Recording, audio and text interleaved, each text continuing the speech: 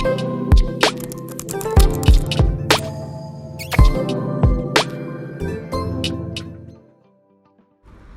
guys, Assalamu alaikum. Welcome back to our new episode of FABTAFT. ഇന്ന് ഞാൻ നിങ്ങളുമായി share ചെയ്യാൻ പോകുന്നത് ടിക്ടോക്കിലൊക്കെ വൈറലായിക്കൊണ്ടിരിക്കുന്ന ക്ലൗഡ് ബ്രെഡിൻ്റെ റെസിപ്പിയാണ്. അതുപോലെ ഇത് യൂട്യൂബിൽ അധികമൊന്നും കണ്ടിട്ടുമില്ല. പിന്നെ നമ്മൾ വിചാരിച്ചു എങ്ങനെയുണ്ട് ഇതിൻ്റെ ടേസ്റ്റ് എന്നൊക്കെ നോക്കാമെന്ന്. അതുപോലെ ഇത് ഉണ്ടാക്കാൻ ഭയങ്കര ഇൻട്രസ്റ്റ് ആയിട്ടും കണ്ട്. അപ്പോൾ നമുക്ക് ഏതായാലും എങ്ങനെയാണ് ഈ ബ്രെഡ് ഉണ്ടാക്കുന്നതെന്ന് നോക്കാം. ഈ ഒരു ക്ലൗഡ് ബ്രെഡ് ഉണ്ടാക്കാൻ വേണ്ടിയിട്ട് ഒരുപാട് ഇൻഗ്രീഡിയൻസിൻ്റെ ആവശ്യമൊന്നുമില്ല. നമ്മൾ സ്നോ പുഡിങ്ങിലാക്കുന്ന പോലെ തന്നെ ജസ്റ്റ് 3 ഇൻഗ്രീഡിയൻസ് മാത്രം മതി. മുട്ടയുടെ വെള്ള നല്ലോണം ബീറ്റ് ചെയ്തെടുക്കണം. അപ്പോൾ അതിലേക്ക് ഒരു പിഞ്ച് സാൾട്ട് ആഡ് ചെയ്ത് കൊടുക്കാം. ഈ എഗ് വൈറ്റ് നമുക്ക് നല്ലോണം ബീറ്റ് ചെയ്തെടുക്കാം. അതിൻ്റെ ഇടയിൽ നമ്മൾ പഞ്ചസാര ആഡ് ചെയ്ത് കൊടുക്കുന്നുണ്ട്. ഞാനിവിടെ പൊടിച്ച പഞ്ചസാര എടുക്കുന്നത്. അപ്പോൾ 2 ടേബിൾ സ്പൂൺ പഞ്ചസാര എടുത്തിട്ടുണ്ട്. അതും ഇതിൻ്റെ ഇടയിലായിട്ട് കുറച്ചായിട്ട് ആഡ് ചെയ്തിട്ട് നല്ലോണം ബീറ്റ് ചെയ്തെടുക്കുന്നുണ്ട്. ഇനി ഇതിലേക്ക് ആഡ് ചെയ്ത് കൊടുക്കുന്നത് കോൺഫ്ലോർ ആണ്. 1 ടേബിൾ സ്പൂൺ പ്ലസ് 1 ടീസ്പൂൺ അളവിലാണ് എടുത്തിട്ടുള്ളത്. അത് കറക്റ്റ് ആ അളവ് തന്നെ എടുക്കാൻ ശ്രദ്ധിക്കുക, അല്ലെങ്കിൽ നമ്മുടെ ബ്രെഡ് പെർഫെക്റ്റ് ആവില്ല. എന്നിട്ട് ഇത് വീണ്ടും നല്ല സ്റ്റിഫായിട്ട് ബീറ്റ് ചെയ്തെടുക്കാം.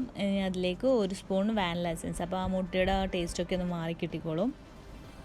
നല്ല സ്റ്റിക്കായിട്ട് വെക്കുന്ന വിധത്തിൽ നമുക്കിത് ബീറ്റ് ചെയ്തെടുക്കാം.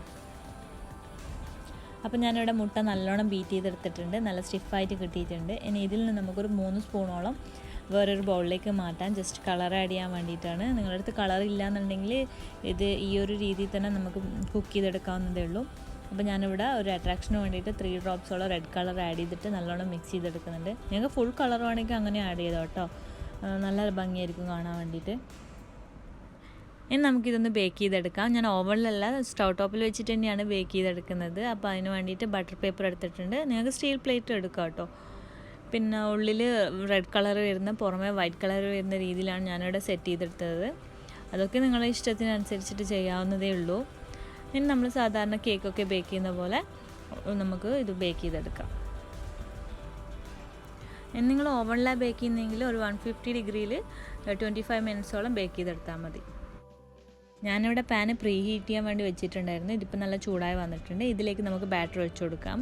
അപ്പോൾ നിങ്ങൾ എടുക്കുമ്പോൾ പാൻ കുറച്ച് വലിയ പാൻ തന്നെ എടുക്കാൻ ശ്രദ്ധിക്കുക, കാരണം നമ്മൾ ബാറ്റർ ഡബിൾ സൈസിൽ പൊങ്ങി വരും. അപ്പം അതിൽ സ്പേസ് ഇല്ലെങ്കിൽ നമ്മുടെ ബ്രെഡ് നന്നാവില്ല. ഇനി ഇതൊരു 30 മിനിറ്റ്സോളം നമുക്ക് ലോ ഫ്ലെയിമിൽ ബേക്ക് ചെയ്തെടുക്കാം.